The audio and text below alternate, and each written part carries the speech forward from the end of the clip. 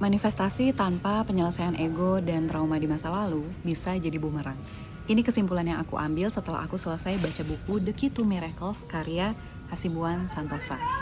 Dia adalah seorang profesional trainer, mind consultant, dan hipnoterapis di Training Center Hipnotika Jasa Psikologi Indonesia di Surakarta.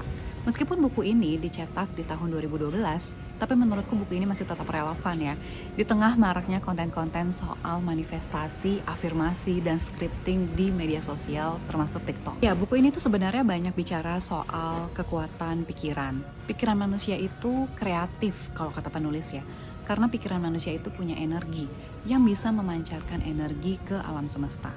Bayangin, kalau misalnya kita punya pikiran negatif, pikiran kita yang negatif itu akan memancarkan energi yang negatif juga ke alam semesta. Demikian juga kalau misalnya kita berpikir positif. Berpikir positif, lalu kemudian energi yang terpancar juga akan positif dan kita juga bisa menarik hal-hal positif ke dalam hidup kita. Tapi manusia itu kan unik ya, kalau kata penulis nih. Seringkali seseorang nggak sadar dan menjadi korban dari pikiran-pikirannya sendiri. Seseorang yang terobsesi pada suatu ketakutan dan memikirkan ketakutan tersebut secara terus-menerus akan menimbulkan suatu fobia.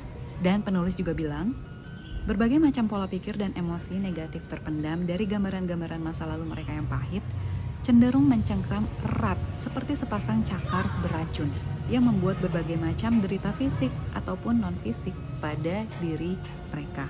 Jadi ini tuh pengalaman dari penulis ya saat dia menghadapi klien-kliennya saat melakukan hipnoterapis. Nah, karena manusia itu memiliki kecenderungan untuk mencengkram erat-erat pengalaman-pengalaman yang negatif di masa lalu, kita tuh perlu menyelesaikan dulu trauma-trauma yang ada di masa lalu, baru kemudian kita melakukan manifestasi. Kenapa kayak gitu? Karena emosi-emosi yang pahit di masa lalu itu tuh akan menjadi bagian dari pikiran kita yang pada akhirnya itu juga akan memancarkan energi negatif, dan pada akhirnya yang kita manifestasikan atau kita tarik ke kehidupan kita juga adalah hal-hal yang negatif.